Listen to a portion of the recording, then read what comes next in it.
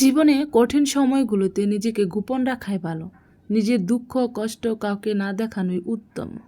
জীবনে যদি কখনো খুব খারাপ সময় আসে, তাহলে নিজের দুঃখ কষ্টগুলো নিজের মাঝে এমনভাবে আড়াল করে রেখো যেন তোমার গা ঘেঁষে বসে থাকা মানুষটিও টের না পায়। গোপনে তুমি ভেঙে গেছো খুব, পুরে ছারগার হয়ে গেছে মনের বন, ঝরে গেছে জীবনের বৃক্ষের সব কয়টি সবুজ পাতা।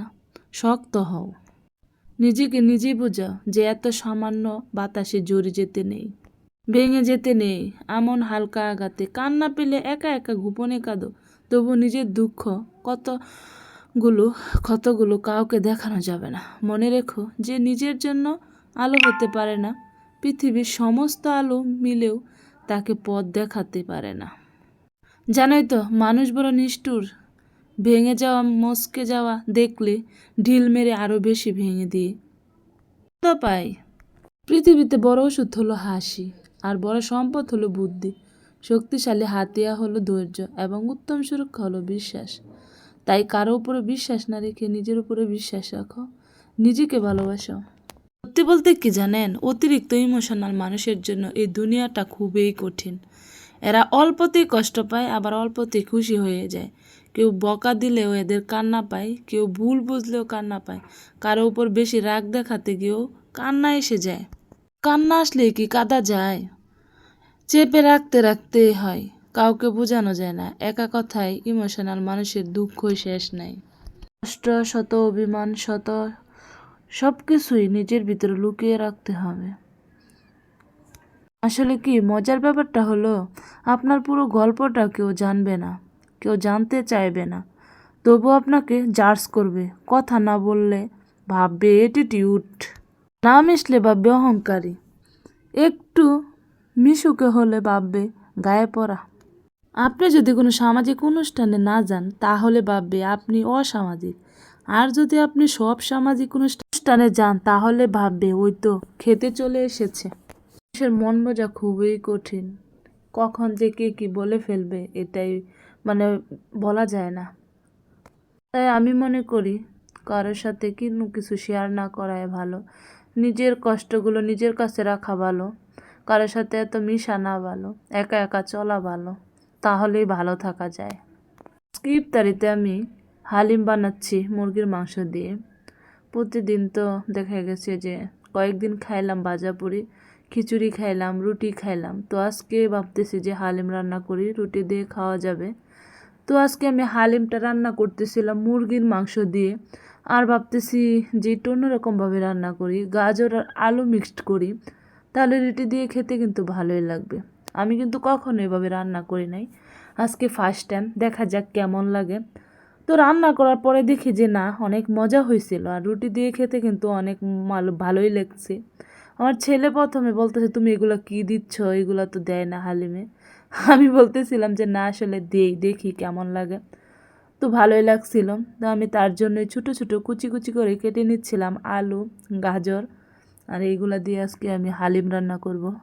এদের আসলে এক একজন এক একভাবে রান্না করে, আর রান্নার টেস্টটাও কিন্তু এক একজনের হাতে এক এক রকম। তো রোজা আসছে, প্রতিদিনেই কিন্তু দুপুর হইলে কিন্তু মনে হয় যে ইফতারিতে কি খাবো, কি বানানো যায়, কি রান্না করা যায়, এইগুলো নিয়ে কিন্তু ব্যস্ত হয়ে যায়।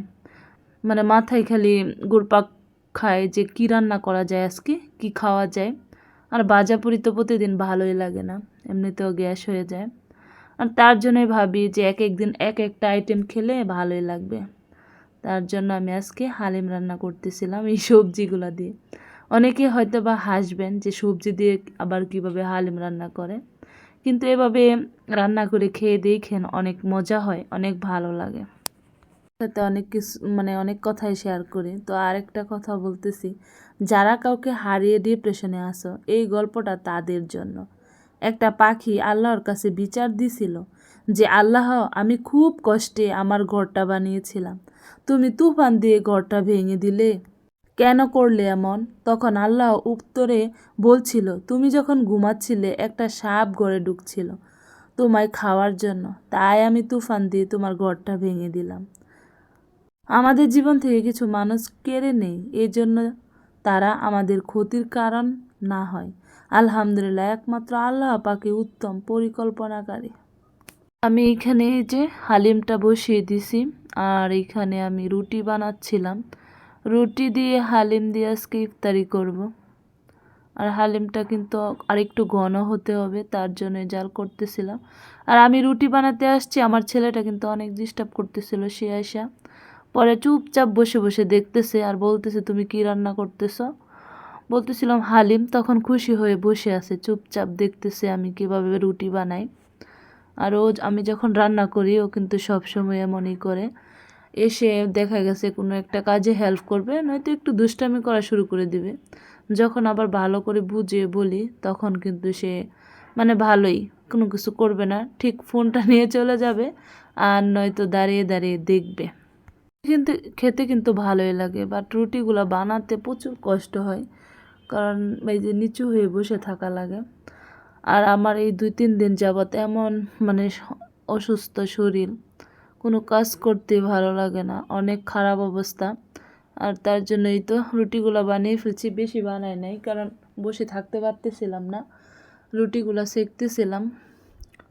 এবার তেল ছাড়া রুটি খায় না, তো আমারগুলো আমি এভাবেই ছেঁকে নিলাম। তারপর ও দেখলাম যে আবার ওরগুলা আবার তেল দিয়ে সেঁকে তারপর খেলো। আর ওর বাবা বকা দিচ্ছিল যে এমনিতেই গ্যাসের সমস্যা, তাও আবার রুটি খাও দিয়ে। তো আমি ইফতারির পরে আজকে রান্না করলাম। শরীর এত ক্লান্ত, এত খারাপ লাগতেছিল, কিছুক্ষণ মানে শুয়ে থেকে ইফতারি করে তারপর আসলাম রান্না করতে। আজকে রান্না করতেছিলাম মাছের ডাল। আর মাছের ডালটা কিন্তু আমাদের ঘরে অনেক খাওয়া হয়। এখানে এই যে রুই মাছের মাথা দিয়ে, পেটি দিয়ে আমি মাছের ডালটা আর কি রান্না করব। তার জন্য এই মাছটা ভালো করে সুন্দর করে কষিয়ে নিচ্ছিলাম। আর পাট শাক তো অনেক ভালো লাগে আমার। আজকে হঠাৎ করে পাট শাক আনলো, চেপার ভর্তা পাট শাক আমার কিন্তু ফেভারিট একটা খাবার। আর পাট শাকটাও বসিয়ে দিলাম, আর মাছটাও কষানো হয়ে গেছে। এখন এটাতে আর কি পানি দিয়ে তারপর ডালের গুঁড়াটা দিয়ে গুঁড়ানি দিতে হবে। আর এই ডালটা কিন্তু সবারই অনেক প্রিয় আমাদের ঘরে। আর এখানে লাস্টে ধনিয়া পাতা দিলে কিন্তু অনেক ভালো লাগে। আর শাকটাও প্রায় হয়ে গেছে। আর পাট শাক কিন্তু অনেকে পোলে রান্না করে আর কি, একবারে কুচি কুচি করে, আবার অনেকে এভাবে রান্না করে।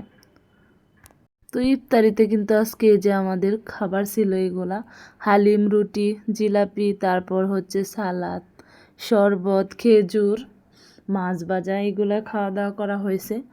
আর এই তো সবশেষে আমার বাবাকে একটু পড়াতে বসলাম। সে তো কান্না করা শুরু করে দিছে, পড়তে চায় না, অনেক বায়না। অনেক কষ্ট করে তারা পড়াশোনা করানো লাগে।